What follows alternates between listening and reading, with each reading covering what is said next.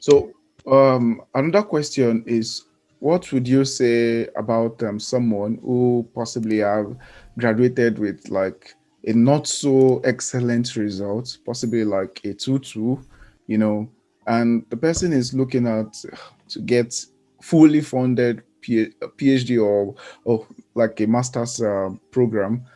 How competitive is the person going to be in the pool of so many other very competitive applicants? Some who graduated have maybe the 1% of the 1% in their class. Yeah. So how do you view this? Because a lot of times some people say that, oh, it's possible, but realistically, what do you think? What's your thoughts about that? From my experience, because when I was doing my master's, we were interviewing some other candidates, right? Mm-hmm. Those potential students that were coming in for masters, were interviewing them. So there is usually a minimum requirement for admission, Okay. So the professors want to make sure that any student they are accepting have Mm-hmm. at least that, and we know for mostly for Canada they usually require like a B Mm-hmm. average. Yeah. And some schools will say in the third and fourth year of your program. Okay. So if, let's say, your overall wasn't up to a second class upper, Mm-hmm. and in your third and your fourth year you really did excellently well, Mm-hmm. Mm-hmm. and those are more than 3.5 at least, Okay. you still have a little bit of chance. Okay. And one of the way, um, what I've seen is that when you have a lot of work experience or research experience, let's say Mm-hmm. you graduated in biochemistry and then you've been working in a In the research lab. institute, Okay. in the lab in your country, and then over time you build some, research experience, and maybe you've had one or two papers. Mm-hmm. Sometimes when your professor accept you, Mm-hmm. the school can, on the recommendation of the head of department, waive that CGPA requirement. Oh, okay. That's why I said on recommendation. So it's not always so, Mm-hmm. but if the professor is really interested in you, Mm-hmm. he can convince the school that, to waive that requirement for you. But it rarely happens. It can happen. Okay. But for someone that have a very low, CGPA and no related work experience, I would say it's pretty going to be very, very difficult. Mm-hmm. Very, very difficult. So even with course-based or research-based, it's going to be, Okay. very difficult. Yeah. Mm. But that shouldn't stop the person from just, giving Mm-hmm. it a try. Anything can happen. Yeah. Right. Yeah. Mm-hmm. Oh, super. So now let's talk. You made reference to course-based and research-based master's program. So can you talk a little about it? And is it possible to get like funding for course-based program? So with course based, as the name implied, you do a lot of courses and Mm-hmm. then few lab work, very, very limited. Maybe if it's a 2 years masters, you can do like 1.5 years of courses and exams, and then Mm-hmm. maybe 6 months very minute project that you work on, and you write a report. You Okay. don't write a thesis. Mm-hmm. Then for research based, you do very, very few courses. And Mm-hmm. then for the most part, you are in the lab. Like me, for my master's, I did only 2 courses. Oh, The interesting. rest part, I was just going to the lab. It was like a full-time job. Okay. So I was going to the lab every day, 9 to 5. It's like a full-time job, for research. I'm specifically for Canada. So you go to lab every day, you Mm-hmm. work. So when you come, your professor would discuss with you the project that you're going to do, right? Mm-hmm. So you begin to work on that project, because it's going to take time to get results, to learn the project. Mm-hmm. Especially me, a lot of those techniques. In fact, I have to learn how to pipette, how to press Mm-hmm. pipette and how to do it very well. So I have to start from From zero, scratch. Okay. even learn some of the machines, so they'll Mm-hmm. give you dummy samples to work with, non-experimental samples, and then Mm-hmm. you begin to work on that. So that is the life of a researcher. You are in the lab, all day. Then for research, for course-based, you are in the class most of the time and writing a lot of exams. So full funding is usually for research-based. For course-based program, is very difficult to get fully funded program, except let's say you get like a scholarship from, let's say if it depends on the country you're coming from, you get a scholarship from your government, from the government. So if you get a scholarship from the government, or maybe someone decided to give you a scholarship, that is fine, that works. But for full funding from the school, it's usually very difficult. So what we have is what they call sometimes entrance scholarship. So let's say you have a very good result when they even though you're applying for a course base. So when they look at your profile, they can decide to say, okay, we're giving you $5,000 as an entrance scholarship. That doesn't mean that your program is funded. And in the course of your program, if your results are really very good, there are some internal scholarships, because some banks sponsor students. For example, those doing MBA. MBA is not a research-based program, right? But some banks and some industry, they have some small, maybe like $1,000, $2,000, $3,000 scholarship that you can apply for. So those are some of the ways that people get a little bit of funding for course-based program. But I would say don't as you're going, think about that you're going to pay tuition by yourself. And then plan that you're going to work very hard and then to get, maybe some leadership skills and all that. And then you try to make sure your results are good. Because if you're applying for scholarship, they look at your CGPA and then your volunteering and your leadership. In fact, there are some scholarships that are 70% based on your participation and leadership. And then 30% on your CGPA. So you have to make sure you're getting involved, to be able to qualify for those scholarships. So I believe you're talking about people who intend to get scholarship for course-based program, right? Yeah.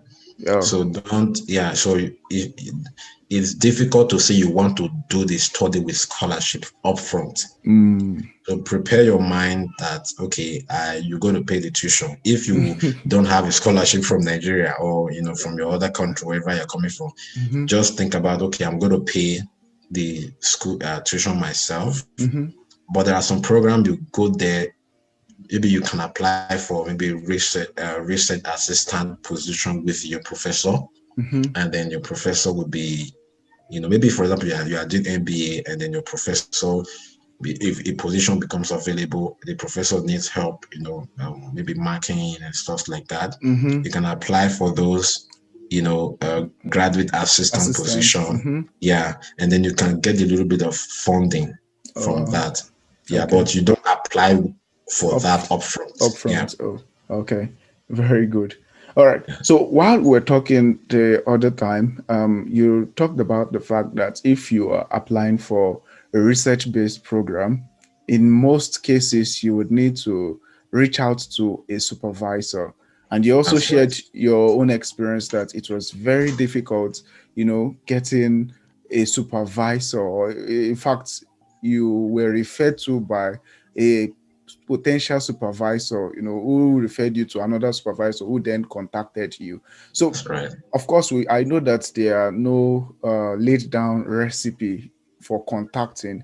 However, what would you give as your recommendation for someone who wants to reach out to a supervisor, knowing fully well that, just like you said, they are extremely busy? They have research work, they have administrative work, and they're also teaching some courses in the university. So what would you say is like a recipe for writing a very good first email that will create or strike a good impression? Thank you. I've personally asked professors this question when I came here. When I started doing this, my thing, in fact, I've asked my supervisor, because she know what I'm doing, right? She know that I mentor people, So one time I was really asking her, so what exactly do you look at when you get emails from students? I've asked about, maybe 2 or 3 professors that question to just get clarity. Number one thing is that they said that they don't like generic email. Generic email is an email you can send to 4 different professors, just change their their name. They don't like those kind of email. They want the email to feel personal. They want you to convince them that you know what they are doing.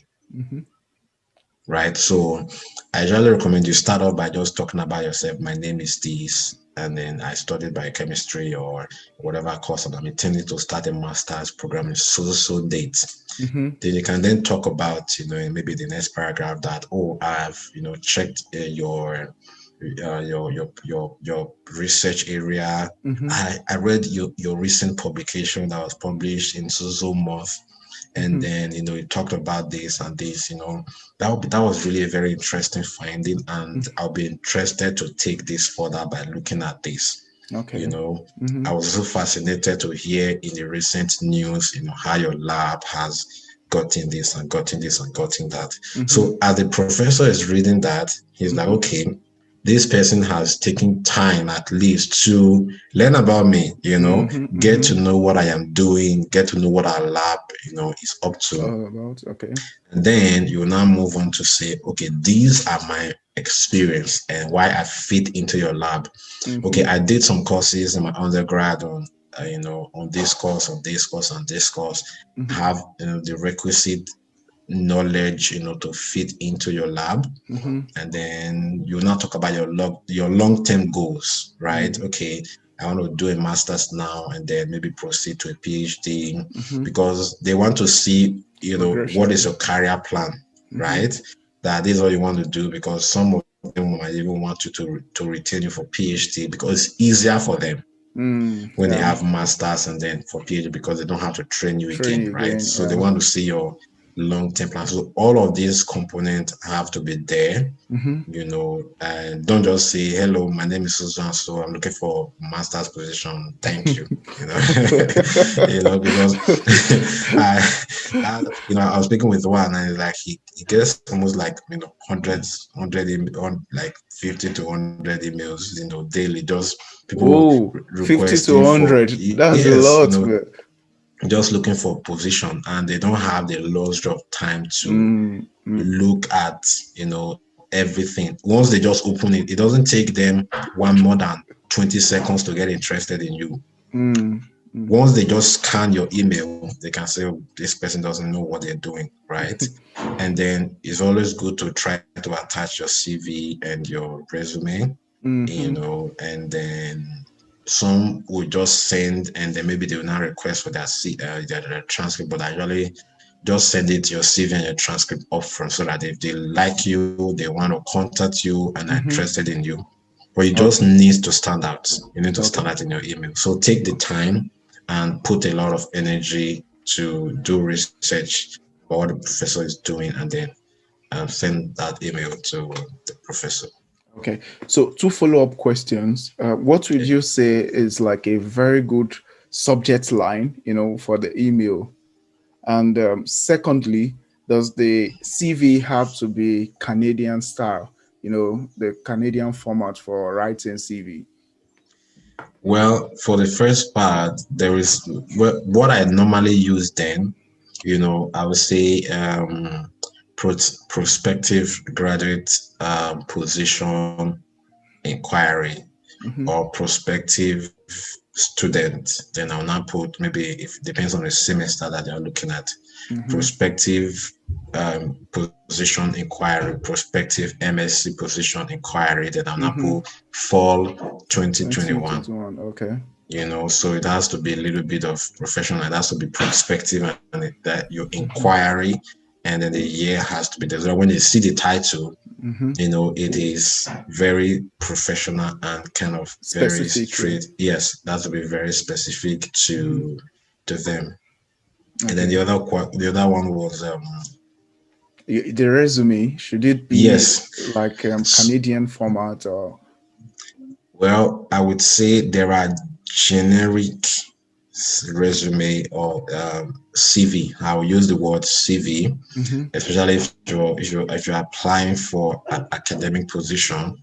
They want to see a lot more on your, academic, the things you've done academically, maybe all the presentations you've done, the conferences you've attended, any paper you've written.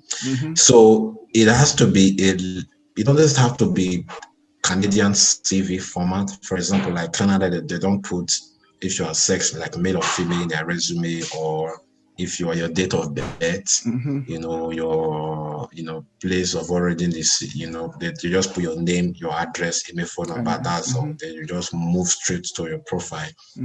So I would say what you can do is, you can just look at. It is good to a little bit, format the CV to because they are used to that, right? Okay. So, but I would say there are also generic formats, right? Once you go online, just type Canadian, just general CV format, that has maybe like you need to include your education, the role you play.